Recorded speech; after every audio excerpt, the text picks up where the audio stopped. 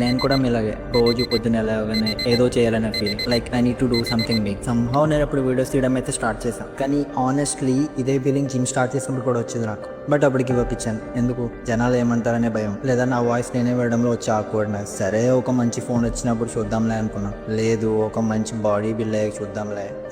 ఇలా నేను ఎక్స్క్యూజెస్ చెప్పుకుంటూ నాకు 1 year అయిపోయింది. కానీ ఇప్పుడు ఆలోచిస్తే ఇప్పుడే స్టార్ట్ చేసి ఉంటే ఇప్పటికి ఇంకా బెటర్ రిజల్ట్స్ వచ్చిండేమో. మ్యాటర్ ఏంటంటే బెస్ట్ టైం టు స్టార్ట్, నేను పాస్ట్లో మిస్ చేసుకున్న టైం ఉంది చూసారా, అది. And the second best time right now is the best time. కానీ ఇక్కడ ప్రాబ్లం ఏంటంటే మనకందరికీ చేయాలని ఉంటుంది, కానీ ఎలా స్టార్ట్ చేయాలో తెలియదు. మీకు నచ్చిన స్కిల్ని ఐడెంటిఫై చేయండి. డిజైనింగ్ అయినా సరే, కంటెంట్ క్రియేషన్ అయినా, or else personal business side అయినా పర్లేదు.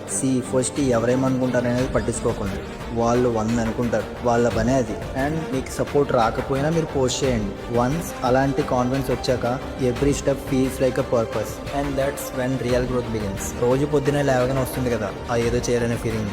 Today let's give it a real start with whatever you have. Mic లేదు, ఫోన్లో రికార్డ్ చేయండి. అండ్ లైటింగ్ లేకపోతే విండో దగ్గర నిలబడి షూట్ చేయండి. ఒక రోజు స్కిప్ చేస్తే ఏం కాదులే అనిపించవచ్చు, కానీ అలా స్కిప్ చేస్తూ పోతే తర్వాత నువ్వే చాలా రిగ్రెట్ ఫీల్ అవుతావు.